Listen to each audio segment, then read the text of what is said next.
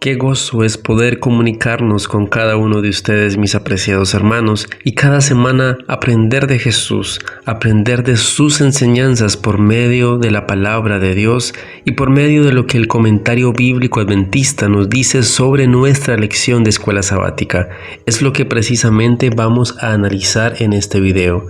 Y les damos la bienvenida a la lección número 5, titulada Expiación horizontal, la cruz y la iglesia. Esperamos que podamos ser guiados por el Espíritu Santo y comprender su palabra.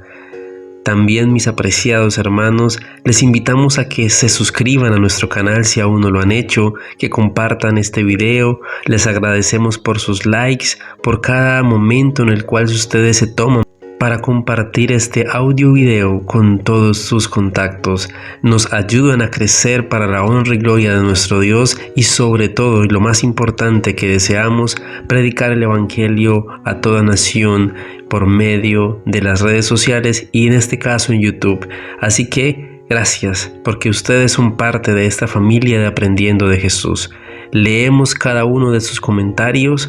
Gracias por tomarse en el tiempo de dejarnos sus pedidos de oración, sus comentarios, sus palabras de ánimo. Estamos muy atentos y prestos a estar con cada uno de ustedes desde la distancia, pero unidos en Cristo Jesús.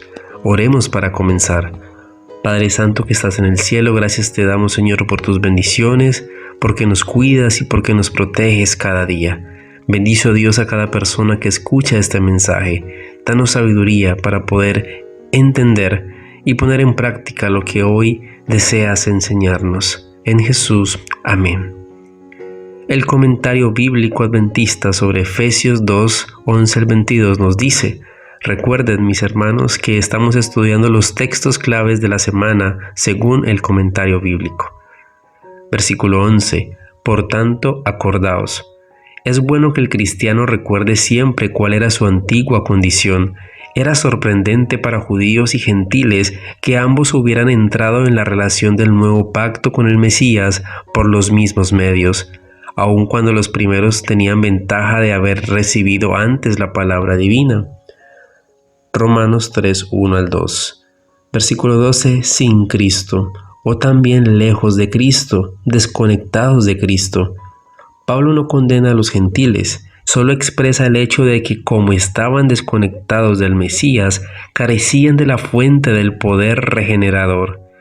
Mis hermanos, sin Cristo es la trágica antítesis de la frase clave con frecuencia repetida por Pablo: en Cristo.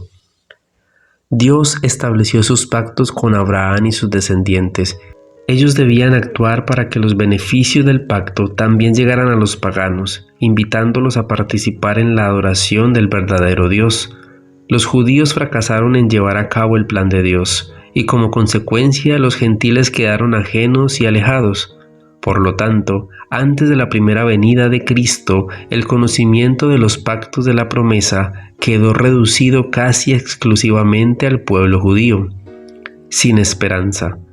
Los gentiles no tenían esperanza en el Mesías y como consecuencia tampoco en las bendiciones que emanan de él.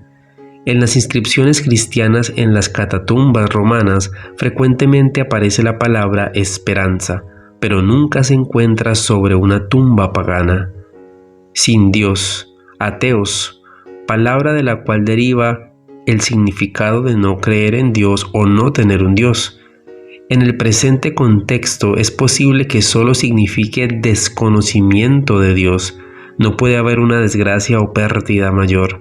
Los gentiles no eran ateos porque les faltaron dioses, pues tenían muchísimos, pero desconocían al verdadero Dios, cuyos atributos son santidad, amor, justicia y misericordia.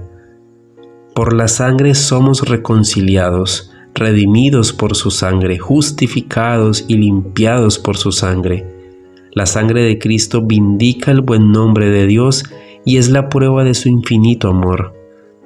Toplady, autor del conocido himno Roca de la Eternidad, se convirtió mientras escuchaba un sermón sobre Efesios 2:13, predicado por un trabajador de un granero, en cuanto a la relación de la sangre de Cristo con la salvación. Versículo 14. Él es nuestra paz. En el original griego se utiliza una forma enfática para el pronombre Él. Cristo no es solo el pacificador, sino también la paz. Él es el vínculo de unión y la paz. En Él todas las divisiones de la humanidad deben cesar. En el Antiguo Testamento la idea de paz a menudo estaba vinculada con el Mesías, y como Cristo era la paz de judíos y gentiles ante Dios, estableció la paz entre ellos. Las enemistades. Puede considerarse que enemistades está en oposición con pared intermedia o con ley de los mandamientos. El texto griego parece favorecer la primera posibilidad, aunque la última no es imposible y podría ser preferida debido al contexto. Ambas ideas no son incompatibles. Cristo eliminó las enemistades al abolir la ley de los mandamientos expresados en ordenanzas. Ley de los mandamientos. Se cree generalmente que esta es una referencia a la ley ceremonial. Es cierto que esta finalizó en la cruz del Calvario, pero debería notarse que el sistema ceremonial, tal como Dios lo dio, no produjo la enemistad que Pablo describe en este pasaje. La interpretación judía de la ley ceremonial, las adiciones humanas que se le hicieron y las actitudes exclusivistas y hostiles del pueblo judío pusieron la base para la enemistad con los gentiles. Las reglamentaciones añadidas, más las correspondientes interpretaciones, modificaron la fuerza y función de las ordenanzas originales, y en algunos casos llegaron inclusive casi a anularlas. Todo gentil que deseaba obtener la ciudadanía de Israel tenía que enfrentarse a un complicado sistema de requerimientos legales. Es fácil comprender entonces por qué un sistema tal resultaba tan poco atractivo para el gentil, así como el Dios que él creía que era el autor de semejante enseñanza. De esta manera el sistema judío se convirtió en una barrera infranqueable, una pared intermedia que impedía que los gentiles aceptaran la adoración del verdadero Dios. Los judíos abominaban y detestaban a sus vecinos gentiles, y estos a su vez odiaban y despreciaban a los judíos. Dios había confiado a los judíos la palabra divina. Ellos eran los representantes oficiales ante el mundo de la verdadera religión. No fue sino hasta la fundación de la Iglesia cristiana que hubo otro pueblo al cual Dios pudo usar para que instruyera a los que buscaban salvación. Al referirse a los escribas y fariseos, quienes se habían sentado en la cátedra de Moisés, Jesús aconsejó al pueblo: «Todo lo que os digan que guardéis, guardadlo y hacedlo». Cuando los judíos rechazaron a Cristo, les fue quitada su condición de representantes oficiales de la verdadera religión, la cual le fue entregada a la Iglesia cristiana. Después de la crucifixión ya no era necesario que los hijos de Dios continuaran observando el ritual judaico. Al comienzo, la distinción entre judaísmo y cristianismo no fue entendida con suficiente claridad, y numerosos conversos judíos creían que el cristianismo era simplemente el judaísmo, al cual se le había agregado la creencia en Jesús como el Mesías. Sostenían que los conversos gentiles, además de aceptar a Jesucristo, debían circuncidarse y ajustarse al sistema ritual judío. El Concilio de Jerusalén fue convocado para resolver esa situación, y su decisión fue en contra de las opiniones de los judaizantes. Sin embargo, no todos estaban dispuestos a aceptar las decisiones del concilio. Se formó un fuerte partido que continuaba insistiendo en que los gentiles debían aceptar el judaísmo junto con el cristianismo. Un grupo de judíos celosos de la tradición parecen haber agitado las iglesias de Galacia, lo que hizo que el apóstol Pablo escribiera su epístola a los Gálatas, en la cual presenta claramente que el sistema del judaísmo ya había caducado. Versículo 17. Vino. Tal vez una referencia a la venida de Cristo mediante el Espíritu después de su ascensión. El Evangelio de paz fue proclamado a los gentiles y a los judíos por el poder del Espíritu. Anunció las buenas nuevas de paz. La predicación del Evangelio siempre produce una disposición de paz y buena voluntad para con nuestros semejantes. Compárese con la frase «Él es nuestra paz». Él es no solo la seguridad de nuestra paz, sino que también es nuestra paz. Que estabas lejos y los que estaban cerca. Una probable alusión a Isaías 57:19, los judíos necesitaban la reconciliación tanto como los gentiles, porque aun cuando tenían conocimiento de Dios, en la práctica estaban separados de Él por causa de sus tradiciones y pecados. La rasgadura del velo del templo cuando murió Jesús no solo significó que el símbolo se había encontrado con la realidad simbolizada, lo que puso fin a la validez del sistema ceremonial, sino que también la pared que dividía a los judíos y gentiles había sido derribada. Versículo 20. Fundamento. De acuerdo con la manera característica de Pablo, la figura literaria pasa de las personas que habitan la casa a la estructura de ésta. La figura divide de que las hay en 1 Corintios 3:11, porque aquí se representa directamente a Cristo como nuestro fundamento. Apóstoles y profetas. ¿Puede considerarse esta frase como en aposición con un fundamento? De esta manera, la frase sería el fundamento, el cual es los apóstoles y profetas. Algunos limitan aquí los alcances del término profetas a los profetas del Nuevo Testamento. Otros consideran que también se incluye a los profetas del Antiguo Testamento, pues ellos en realidad establecieron el fundamento de la obra del Mesías. Los profetas, a quienes Dios reveló las riquezas de su gracia, y los apóstoles, los heraldos especiales de dicha gracia, constituyen el fundamento. Otros cristianos constituyen la estructura del edificio.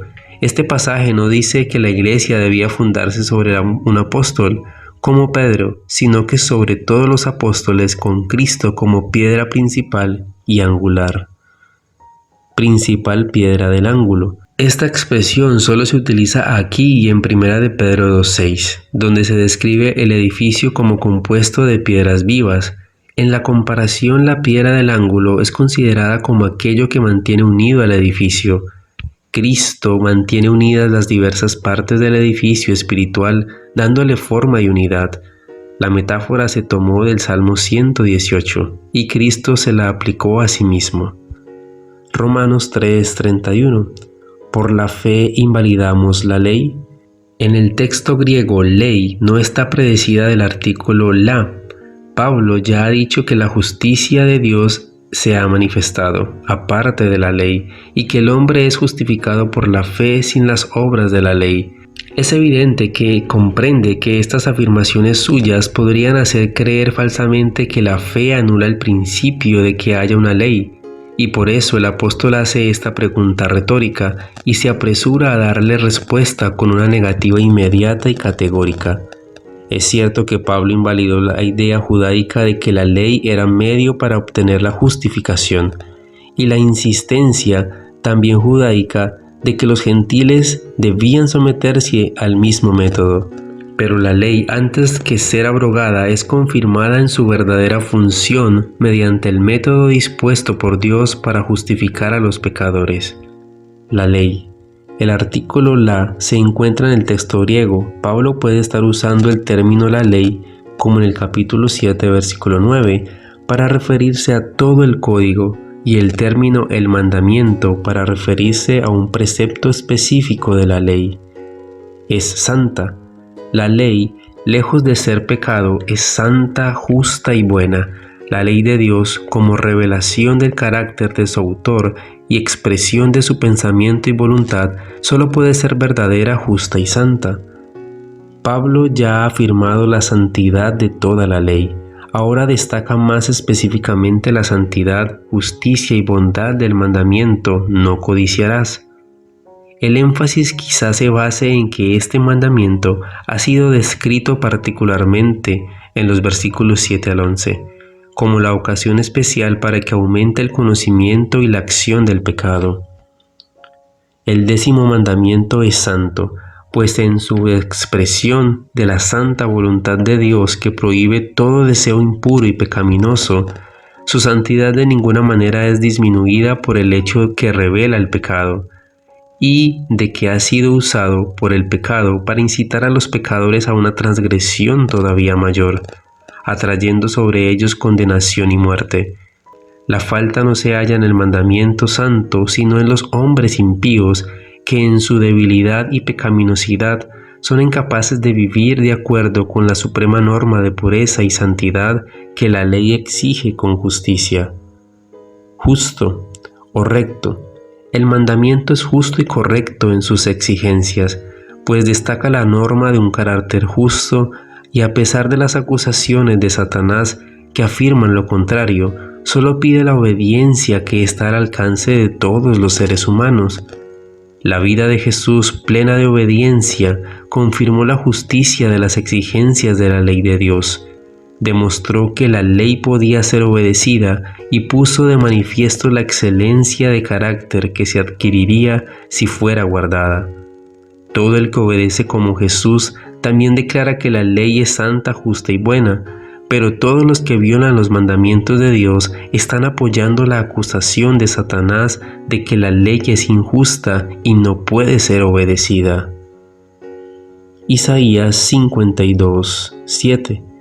¡Cuán hermosos! No hay un mensaje que cause más gozo que el que anuncia la liberación y la paz. Para los judíos que estaban bajo el yugo extranjero, nada podía proporcionar mayor regocijo que la santidad de que la hora de la liberación estaba cerca. Pablo aplica estas palabras de Isaías a la proclamación del mensaje evangélico. En primer lugar, la liberación aquí predicha era la de Israel literal, rescatado de las naciones que lo oprimían, y en segundo lugar, la liberación mayor del pecado y de todo mal que sería alcanzada por medio del siervo suficiente, es decir, el Mesías. Debe notarse que el capítulo 52, 7 al 15 constituye la introducción al siguiente capítulo 53. Isaías 57, 19. Paz. El mensaje divino de paz es la buena nueva de la salvación. El Evangelio es para todos, cercanos y lejanos, judíos y gentiles. Es para todos los que estén dispuestos a escuchar. Dios sanará de la enfermedad del pecado a todos los que deseen abandonar el pecado y seguirle a Él.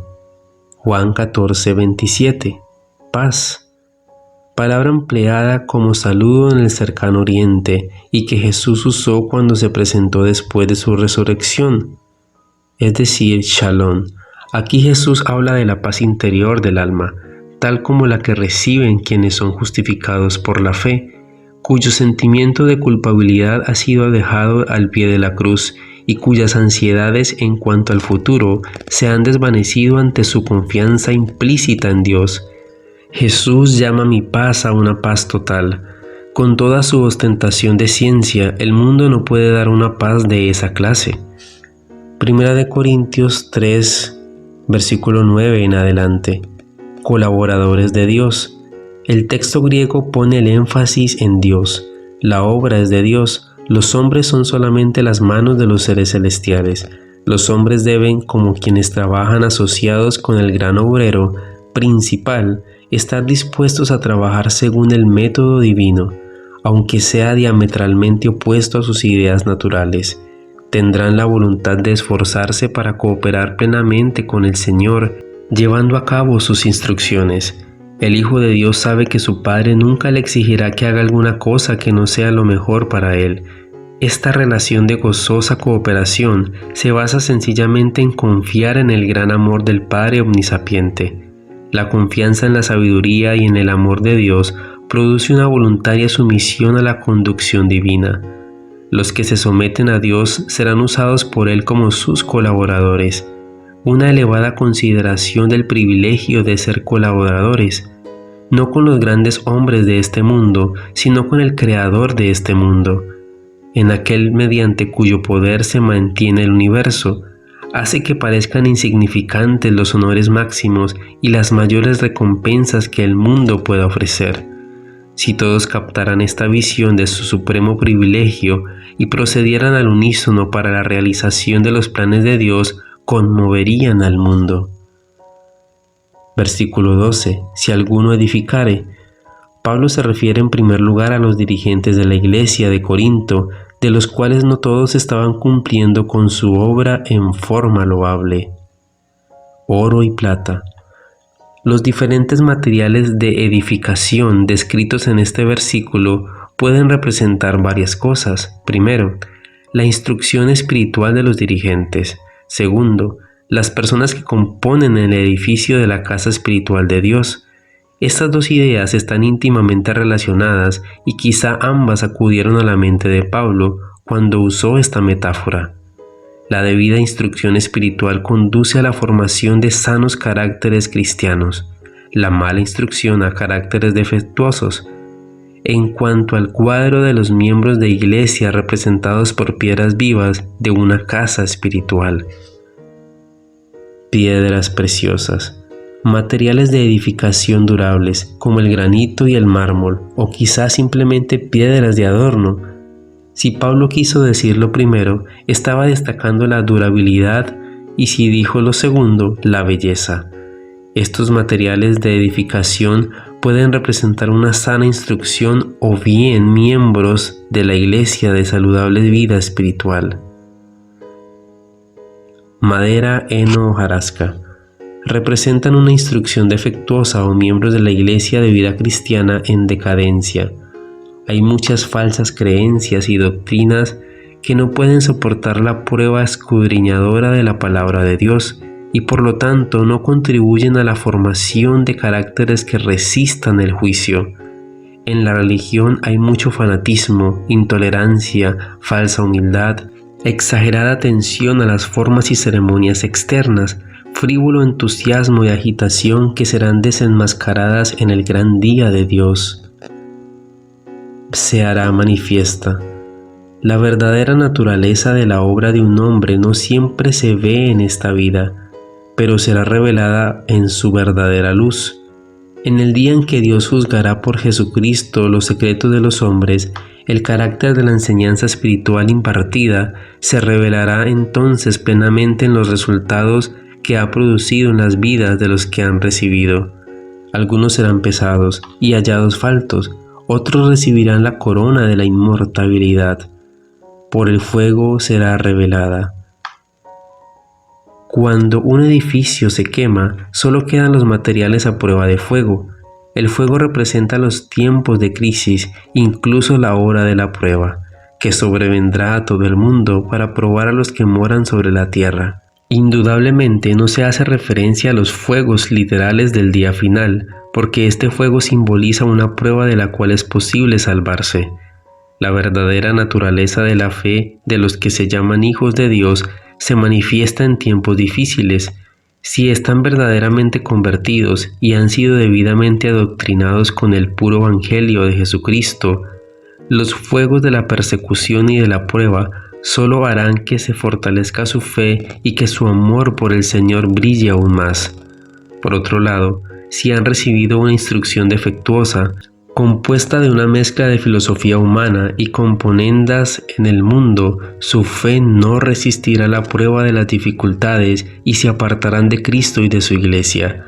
Solo los que hayan edificado finalmente y fielmente sobre el verdadero fundamento, Jesucristo, y hayan usado materiales resistentes, verán que su obra perdurará hasta el fin. Versículo 19. Sabiduría de este mundo. Están condenados al fracaso todos los esfuerzos de los hombres para encontrar paz y felicidad sin tener en cuenta a Dios. El estudio de la filosofía humana no conduce a Dios, sino que tiende al ensalzamiento de la criatura. Las vanas y autosuficientes opiniones de los griegos acerca de la religión son aquí consideradas por Dios como necedad.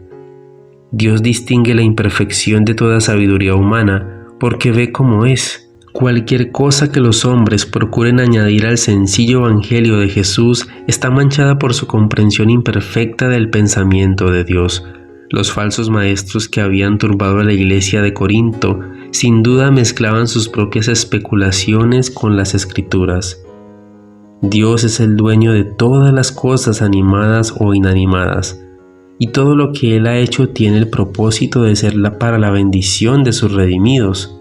Los apóstoles, profetas, ministros o cualquier otra clase de mensajero que Él use sirven a toda la iglesia y no solo a una parte de ella.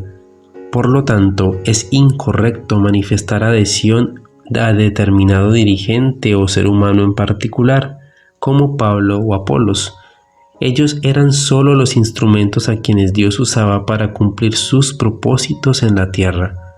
La atención de los creyentes debe concentrarse solo en Dios y en Jesús, de quien en su calidad de Dios procede toda sabiduría. Dios colocó al hombre en una tierra perfecta cuando creó el mundo, donde todo estaba preparado para su bienestar, felicidad y gozo. Pero entró el pecado, trayendo consigo muerte y sufrimiento. Dios predominó por sobre los esfuerzos de Satanás para destruir a la raza humana. Todo ha sido desfigurado por el pecado, pero las cosas de la tierra son dadas por el Padre para el beneficio de sus hijos. Padre Santo que estás en el cielo, gracias te damos, oh Dios, por tus bendiciones. Gracias porque podemos entender un poco más a fondo el significado de la cruz. Porque podemos también, Señor, estar más cerca de ti. Porque la iglesia debe ser removida y debe ser llamada a trabajar por tu santa obra. Que ese sea nuestro objetivo y nuestro principal pedido de oración. En Jesús. Amén.